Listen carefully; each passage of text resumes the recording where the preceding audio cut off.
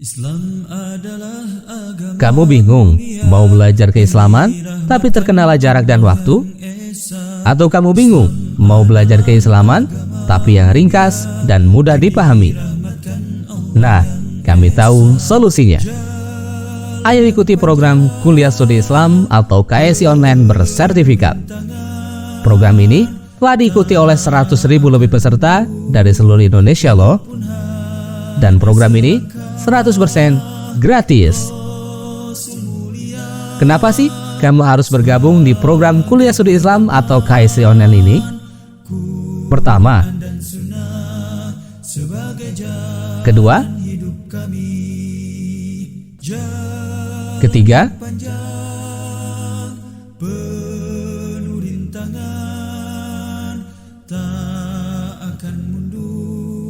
walaupun hanya selangkah. Rasul mulia keempat, sebagai pedoman, kelima, Quran dan Sunnah sebagai keenam, jalan hidup kami.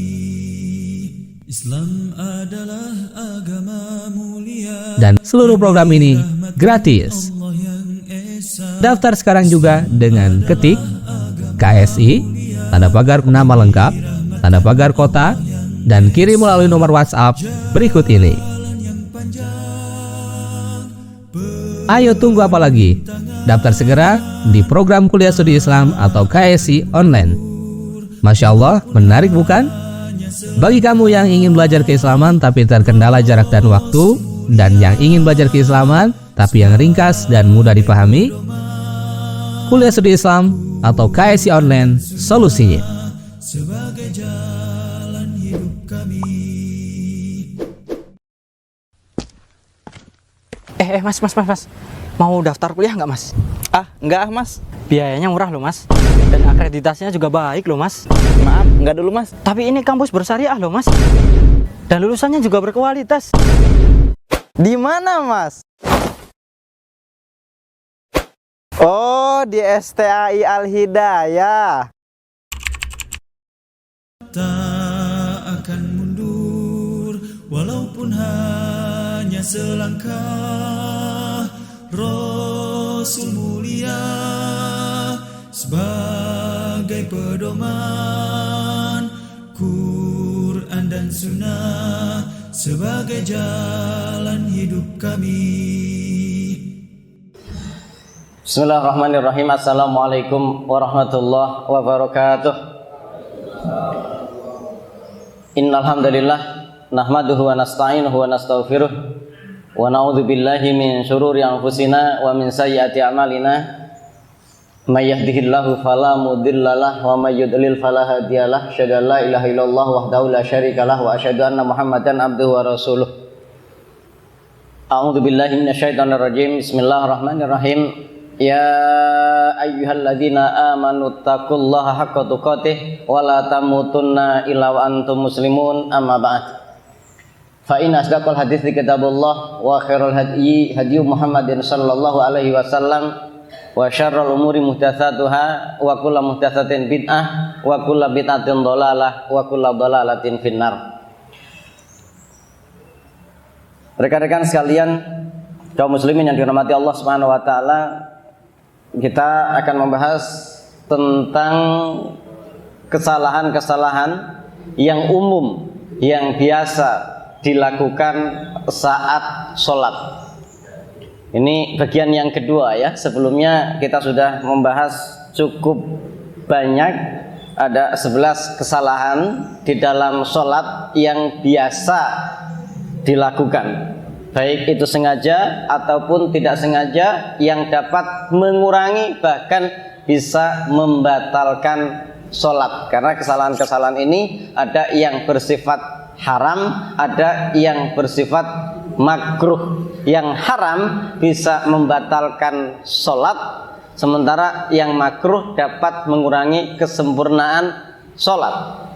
Padahal kita ketahui bersama bahwa sholat merupakan amal yang teramat sangat strategis dan urgent, sangat penting. Kita Ketahui sholat adalah merupakan salah satu rukun di antara rukun-rukun Islam, dan sholat ini adalah merupakan tiang daripada agama kita masing-masing. Kemudian sholat juga merupakan amal yang paling utama. Kita ingat ketika sahabat yang mulia Abdullah bin Mas'ud radhiyallahu anhu bertanya kepada Rasulullah sallallahu alaihi wasallam, "Ayyul amal afdal?" Amal apa yang paling utama ya Rasulullah? Maka Rasulullah menjawab, as-sholatu fi waktiha, ya, salat pada waktunya. Kemudian tsumma qultu, Abdullah bin Mas'ud radhiyallahu anhu bertanya kembali, kemudian tsumma ayu, apa setelah salat pada waktunya? Rasulullah menjawab, birrul walidain, yang kedua. Kemudian ketika Abdullah bin Mas'ud bertanya kembali, tsumma ayu, kemudian apa? Barulah yang ketiga, al jihad fi sabilillah, jihad di jalan Allah. Jadi sholat merupakan amal yang sangat strategis, dan sholat merupakan amal yang pertama kali akan dihisab, akan dievaluasi oleh Allah Subhanahu wa Ta'ala. Ketika diketahui bahwa seseorang itu adalah muslim, seseorang itu adalah mukmin, maka amalnya dihisab, dan yang pertama kali dihisab, dievaluasi adalah sholatnya. Rasulullah Shallallahu Alaihi Wasallam bersabda, awalu ma yuhasabu bihil abdu yaumal qiyamah, pertama kali amal yang akan dievaluasi oleh Allah Subhanahu Wa Taala dari setiap hamba yang muslim tentunya, yang mukmin tentunya, itu adalah sholat. Idza sholuhat, ya, ketika sholatnya itu benar, maka sholuha lahu sairu amali, semua amal yang lain baik. Tapi kebalikannya, wa idza fasadat, apabila sholatnya buruk, jelek, nilainya jeblok, maka fasada lahu sairu amali, seluruh amal yang lain juga jelek. Ini ibarat kalau kita dulu di zamannya masih Eptan dan Eptanas, ya, ujian nasional, ini Indomie, bahasa Indonesia, matematika, IPA ataupun IPS. Kalau sudah 3 ini bagus, yang lain ya gedongkrak, nemnya lulus. Tapi kalau ini jeblok, sudah, dia bakalan mendapatkan surat istimewa dari negara, ya, dari dinas pendidikan, dinyatakan tidak lulus. Ini adalah sholat, penting sekali. Untuk itu kita harus kerjakan dengan sungguh-sungguh, jangan sampai di sana ada salah ataupun ada kekurangan di dalamnya sehingga sholat kita jeblok nilainya di sisi Allah Subhanahu wa Ta'ala, yang menjadikan amal-amal yang lain pun jelek. Baik, ikhwah fillah rahimani Allah yakum. Kali ini yang akan kita bahas adalah beberapa kesalahan dalam mengerjakan sholat yang terkait dengan berjamaah. Kalau kemarin kita bahas secara umum, ya, secara umum baik berjamaah ataupun munfarid, kita sendirian, ini kesalahan-kesalahan yang umum terjadi. Tapi kalau kali ini kita akan membahas tentang beberapa kesalahan dalam mengerjakan sholat terkait dengan berjamaah dalam sholat. Yang pertama tentunya ini, ya, tidak mengerjakan sholat fardu secara berjamaah. Memang para ulama berbeda pendapat masalah hukum sholat berjamaah. Ada yang berpendapat fardu ain, ini yang tertinggi dan dukung oleh dalil-dalil yang sangat banyak sekali. Sampai-sampai di dalam perang sekalipun, di situasi yang tidak normal sekalipun, sholat jamaah tetap harus diselenggarakan, yang disebut dengan sholat khauf. Ketika imam masih berdiri, ya, ketika imam sudah rukuk, sebagiannya harus tetap berdiri.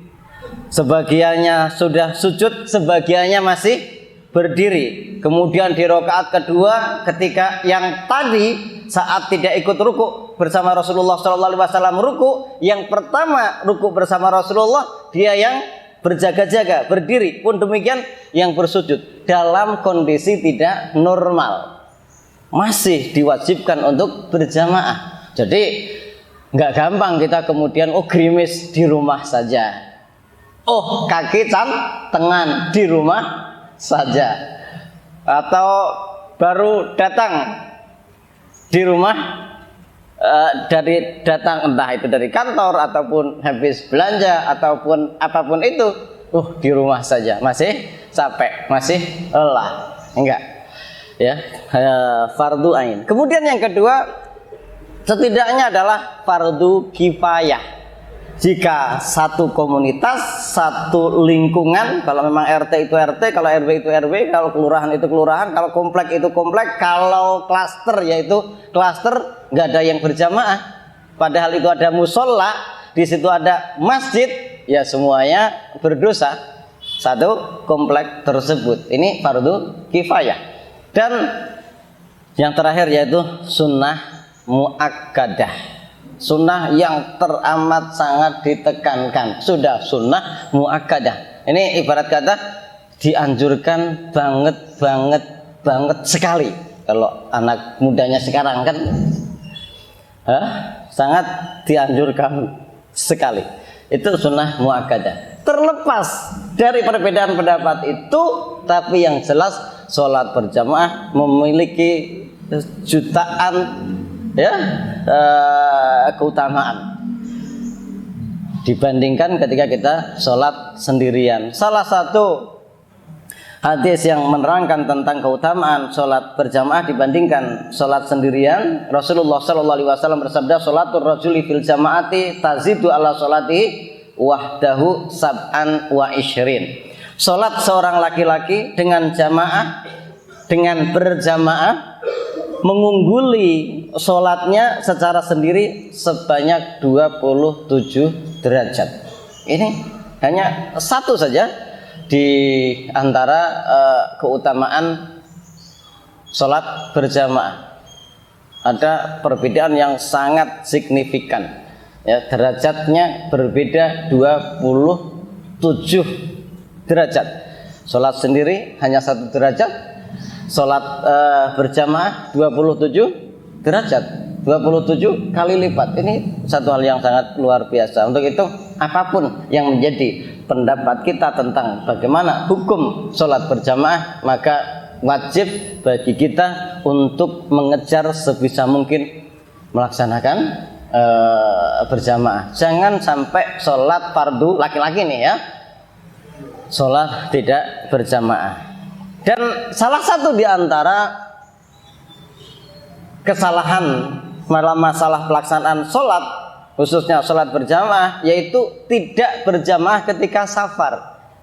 Ingat, bukan berarti dalam kondisi safar kita digugurkan kewajiban atau digugurkan anjuran sholat berjamaah. Tapi sholat berjamaah tetap berlaku, baik itu kewajibannya ataupun keutamaan daripada sholat berjamaah tersebut.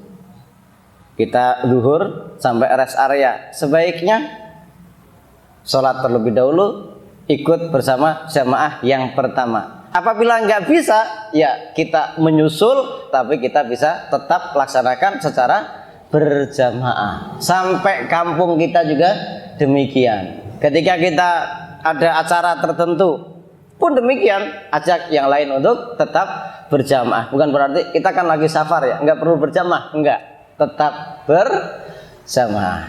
Baik. Kemudian yang kedua, kesalahan yang umum terjadi yaitu imam salah dalam membaca Al-Fatihah. Kurang bagus bacaannya, khususnya bacaan Al-Fatihahnya dijadikan imam. Kurang bagus bacaan Al-Fatihahnya, dia suka banget harus menjadi imam. Ini salah satu kesalahan. Kenapa? Dia ini nanggung sholat seluruh makmum yang ada di belakangnya. Kalau dia sendiri salah, seluruh jamaah satu rombongan itu sholatnya ya tidak sah. Ya, maka dari itu sampai ada satu konsekuensi di dalam hukum ini, apabila merasa bacaannya lebih bagus daripada imam yang saat itu menjadi imam, padahal kesalahan imam di dalam membaca Fatihah itu sampai merusak merusak makna daripada ayat-ayat yang ada di dalam surat Al-Fatihah, maka orang tadi yang makmum dan dia yakin bacanya sudah lebih bagus, ini batal. Dia harusnya minimal munfarid. Kalau nggak munfarid, ya dia mencari tempat yang lain yang bacaan imam lebih bagus. Jadi untuk itu disinilah kita dituntut untuk belajar yang benar di dalam membaca Al-Quran, khususnya surat Al-Fatihah yang merupakan salah satu rukun di antara rukun-rukun sholat. Bacaan yang lain sunnah, ya, tapi selain tahiyat tentunya ya. Yang bacaan rukun ini kan ada baca Al-Fatihah dan tahiyat. Ini harus dibenerin, dan untuk itu ketika ada imam bacaan Fatihahnya jelek, jangan dipakai. Kalau kita bacaannya nggak bagus, sementara yang lain ada yang lebih bagus, kita jangan kemudian menginginkan untuk menjadi imam. Biar orang yang Al-Fatihahnya lebih bagus daripada kita, yang tajwidnya benar, yang tahsinnya benar, yang akan membawa jamaah kepada kesempurnaan sholat. Nah, ini kita lihat bagaimana qaul daripada Imam Syafi'i rahimahullah mengenai hal ini. Imam Asy-Syafi'i mengatakan, orang yang salah bacaan Al-Fatihahnya yang menyebabkan perubahan makna pada ayat, menurutku sholatnya tidak sah. Tidak sah pula orang yang sholat di belakangnya, maksudnya yang bermakmum dengannya. Jika salah selain Al-Fatihah, aku membencinya, tidak menyukainya, meskipun tidak wajib mengulanginya. Kalau selainnya sih masih ada toleransi, tapi Al-Fatihah tidak ada toleransi. Ketika Fatihahnya salah, maka sholatnya tidak sah. Dan orang yang bermakmum dengan imam yang Fatihahnya salah, maka seluruh makmumnya juga tidak sah. Karena jika dia tinggalkan selain Al-Fatihah dan hanya membaca Al-Fatihah, menurut saya sholatnya diterima. Karena memang selain daripada Al-Fatihah, bacaan di dalam sholat itu hukumnya sunnah. Jika sholatnya sah, maka sholat makmum juga sah insya Allah. Jika kesalahannya pada Al-Fatihah atau lainnya, namun tidak mengubah makna, sholatnya sah, tapi aku tidak menyukainya jika dia menjadi imam apapun keadaannya. Ini bisa kita lihat di dalam kitab Al-Um jilid 1 di halaman 215.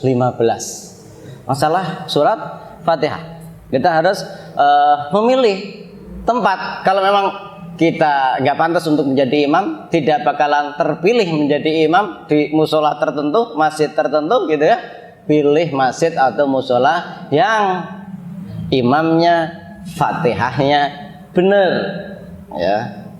Jadi jangan juga ngasal.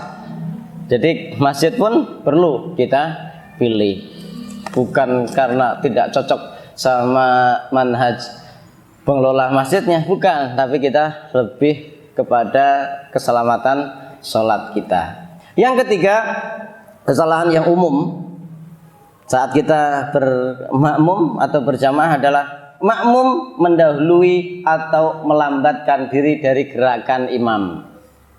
Ada seseorang terkadang imam sudah pindah rukun, bahkan sudah katakanlah kita mengikuti imam dari rukun yang pertama, kita belum pindah mengikuti imam sampai imam sudah ada di rukun kedua. Imam ruku, kita ikut ruku, imam sudah i'tidal, bahkan sudah nyaris sujud, kita baru i'tidal. Ini salah. Ada juga kesalahan yang kedua, yaitu seseorang membersamai siapa? Membersamai imam. Imam intikal, dia pas bareng. Udah kayak baris berbaris saja bareng. Kemudian imam sujud pas juga bareng. Ini salah. Yang ketiga apalagi? Mendahului imam, lebih parah. Imam belum juga sampai plek sujud, dia sudah sujud terlebih dahulu. Imam belum i'tidal secara sempurna, dia sudah i'tidal secara sempurna terlebih dahulu. Ini bisa batal sholatnya. Ya, kita lihat beberapa peringatan Rasulullah Shallallahu Alaihi Wasallam tentang orang yang demikian, baik yang mendahului imam, yang membersamai imam, atau melambatkan diri dari imam.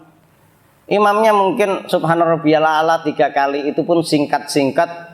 Dianya sampai membaca doa, macam-macam semuanya diminta di dalam sujud. Sampai imamnya sudah membaca surat Fatihah, sudah mau selesai, mau rukuk lagi, dia baru bangkit menyusul imam. Ya, salah. Kata Rasulullah sallallahu alaihi wasallam, ama yasha ahadukum aw la yasha ahadukum idza rafa'a ra'sahu qabla al-imam ayyaj'alallahu ra'sahu ra'sa himarin aw yaj'alallahu suratahu surata himarin. Tidakkah salah seorang dari kalian takut jika mendahului imam untuk nantinya Allah akan mengubah kepala, wajahnya, bentuknya dengan wajah atau bentuk keledai?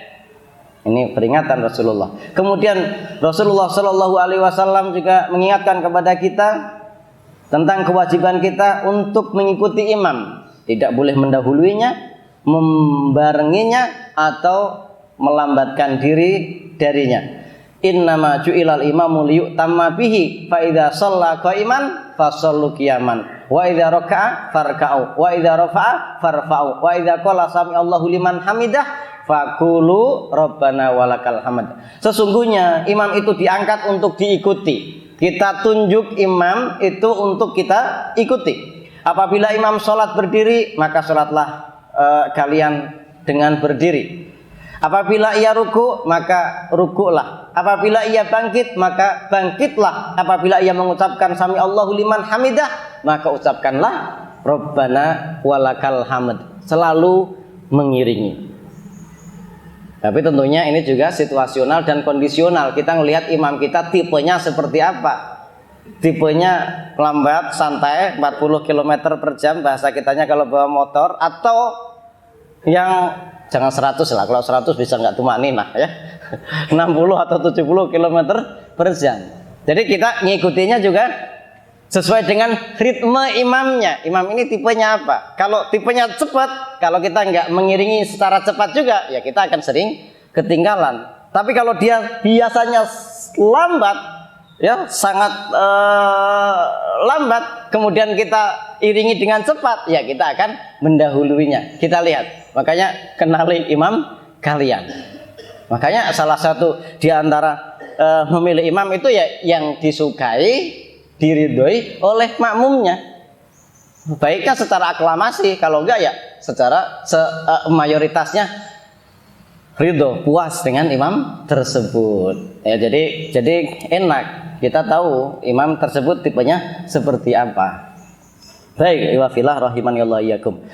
Yang keempat, kesalahan yang biasa terjadi yaitu tidak meluruskan dan merapatkan shaf. Yang seharusnya itu paling yang hadir berapa orang? 20 sampai 5 shaf. Padahal masjidnya juga nggak sempit itu ya. Ini beda dengan sholat jenazah ya. Kalau sholat jenazah kan seberapapun itu bagi menjadi 3 shaf karena ada keutamaan tersendiri. Ketika seseorang disolati setidaknya 3 shaf dengan memiliki keutamaan tersendiri. Tapi sholat berjamaah, sholat fardu enggak begitu, harus rapat dan lurus. Ambil shaf yang terdepan terlebih dahulu, kemudian yang kedua, kemudian yang ketiga, tapi dirapetin dan diluruskan. Jangan kemudian karena kita tertinggal kita memilih yang paling belakang, padahal yang depan masih kosong. Salah, ya, kata Rasulullah Shallallahu Alaihi Wasallam, sawu sufufakum fa inna tasbihatas soffi min tamamis shalah. Luruskanlah saf-saf kalian, karena lurusnya saf bagian dari kesempurnaan sholat. Pahala sholat itu kan bertingkat-tingkat.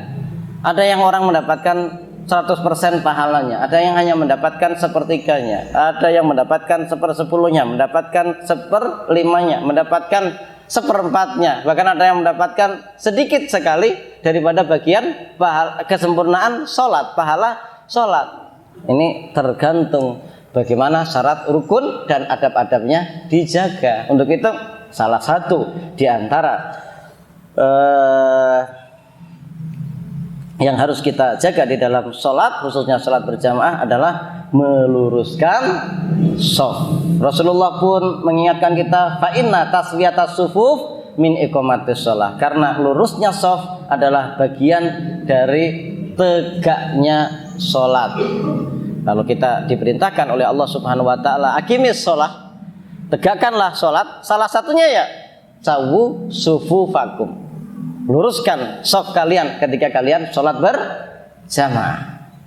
Baik. Yang kelima, kesalahan yang biasa terjadi saat berjamaah, yaitu makmum masbuk tidak segera menyusul gerakan imam. Ya, imam sedang i'tidal atau imam sedang sujud. Ini kemudian kita domblong aja, diam gitu, ya, nunggu untuk imam bangkit, kemudian baru kita akan takbiratul ihram dan ikut bersama imam. Karena alasan kita apa? Toh sudah tertinggal, nggak terhitung 1 rakaat, sudah sekalian. Nggak begitu, ya. Dalam sebuah kaidah dikatakan apa? Maka aksaru fi'lan karena aksaru fadlan. Semakin banyak kita berbuat, semakin banyak kita beramal, maka semakin banyak keutamaan yang bisa kita raih, kita dapatkan. Contoh saja, sholat subuh kita sudah tertinggal, imam sudah sujud di rakaat yang pertama. Kalau kita ikut sujud bersama imam, walaupun kita tidak hitung sebagai 1 rakaat, berarti dalam satu sholat kita kan akan sujud 6 kali. Tapi kalau kita nunggu imam bangkit berdiri, baru kita akan takbiratul ihram dan ikut imam, kita akan hanya sujud 4 kali. Paham ya? Sholat subuh kan 2 rakaat, sujudnya berapa? 4 kali. Kalau kita sudah tertinggal, imam sudah sujud di rakaat pertama, ketika kita mengikuti sujud imam, maka keseluruhan sujud kita 6 kali. Tapi kalau kita nunggu imam berdiri di rakaat kedua, kita baru mengikutinya, kita cuma sujud 4 kali. Keutamaannya berbeda. Orang yang sujud 6 kali dengan yang hanya 4 kali. Apalagi di dalam sholat, disinilah letak kedekatan kita dengan Allah Subhanahu wa taala paling dekat, yaitu saat kita sujud. Jadi antum jangan kemudian pesimis, ya sudah ketinggalan, sudah i'tidal, ntar aja deh. Enggak. Maka aksaru fi'lan karena aksaru fadlan. Makin banyak berbuat, beramal, bergerak, berakwal, ya, berzikir, maka akan semakin banyak keutamaan yang kita dapatkan. Jadi walaupun tertinggal, kita harus tetap langsung mengikuti imam. Idza ji'tum ila sholati wa nahnu sujudun fasjudu. Kata Rasulullah sallallahu alaihi wasallam, apabila kalian mendatangi salat dan kami sudah ada dalam keadaan sujud, maka sujudlah, ya, maka sujudlah. Baik. Ini yang kelima. Yang keenam, makmum masbuk tidak bertakbiratul ihram. Definisi salat gimana secara istilah?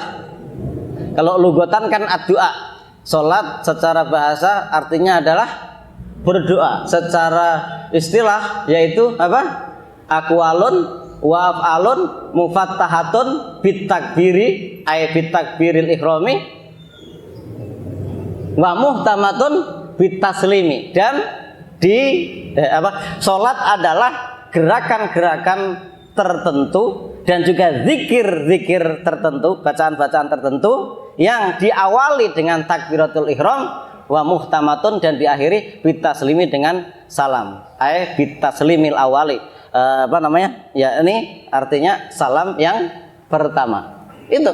Jadi kita saat melaksanakan sholat apalagi ini yang paling rawan yaitu sholat berjamaah dan kita tertinggal, jangan lupa takbiratul ihram, bukan langsung takbir intikal.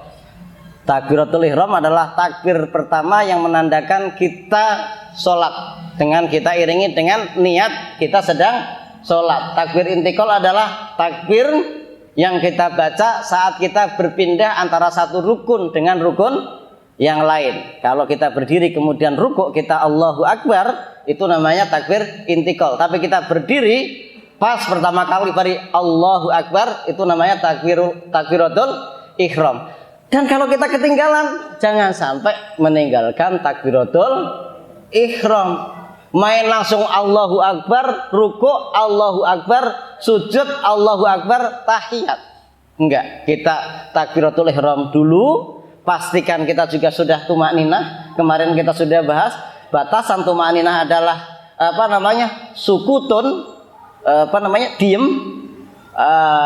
walaupun sebentar, walaupun sebentar, ya sekadar biqadri ucapan subhanallah atau subhana rabbiyal a'la atau subhana rabbiyal a'la wa bihamdi. Jadi Allahu Akbar beberapa detik kemudian baru kita takbir intikal menyusul imam. Ini harus dipahami. Jangan antara kesalahan yang kelima dan keenam ini bercampur. Ketika kita datang, walaupun kami sedang sujud, maka menyusullah bersujud. Ini bukan berarti kemudian tanpa takbiratul ihram. Enggak, harus ada takbiratul ihramnya terlebih dahulu, pertanda kita benar-benar mengawali sholat kita. Kalau nggak ada takbiratul ihram, ya akwal kita, zikir kita, bacaan-bacaan kita, af'al kita, ruku' sujud kita enggak terhitung sebagai sholat. Enggak bahaya tak?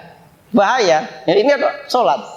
Awalu ma yuhasabu bihil abdu yaumal qiyamah. Yaitu hal yang pertama kali dievaluasi oleh Allah Subhanahu wa taala. Untuk itu, wafilah rahimani Allah yakum, kita harus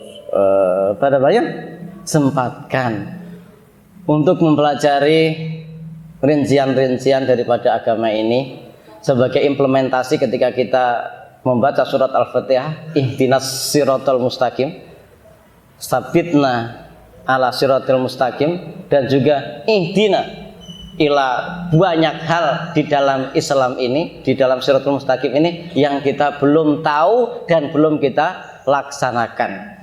Ya, ketika kita ihdinas siratal mustaqim, ya Allah tunjukilah kami agar tetap ada di atas siratmu yang di atas jalanmu yang lurus. Ini artinya tetapkan kami di atas Islam dan tunjukkan kami tentang rincian ilmu-ilmu di dalam Islam ini, serta berikanlah taufik agar kami bisa menjalankan daripada amal-amal yang banyak di dalam Islam semaksimal kemampuan yang kita bisa lakukan. Ya, jadi beli bukunya hal-hal yang berhubungan dengan sholat, tentang keutamaan sholat, syarat sholat, rukun sholat, adab-adab sholat, ya, termasuk kesalahan-kesalahan umum yang biasa terjadi di dalam sholat. Mudah-mudahan dengan kesungguhan kita itu, walaupun kita terkadang mungkin salah, innasina au akhtana, ketika kita salah ataupun berdosa, Allah Subhanahu wa taala ampuni kita. Amin. Mudah-mudahan dapat difahami dan bermanfaat.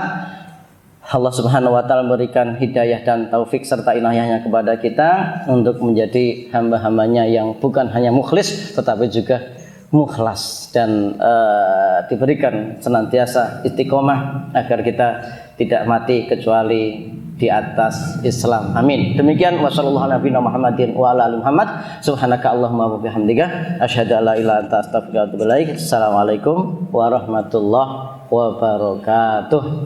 Tak akan mundur walaupun hanya selangkah. Rasul mulia sebagai pedoman, Quran dan Sunnah sebagai jalan hidup kami.